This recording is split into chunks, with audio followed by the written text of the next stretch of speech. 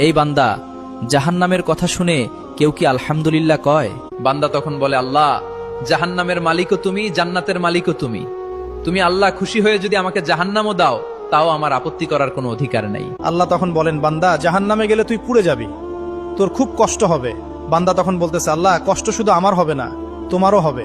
আল্লাহ তখন বলতেছেন, বান্দা, বান্দা তুই পুড়বি জাহান্নামের আগুনে, আমার কষ্ট হবে কেন?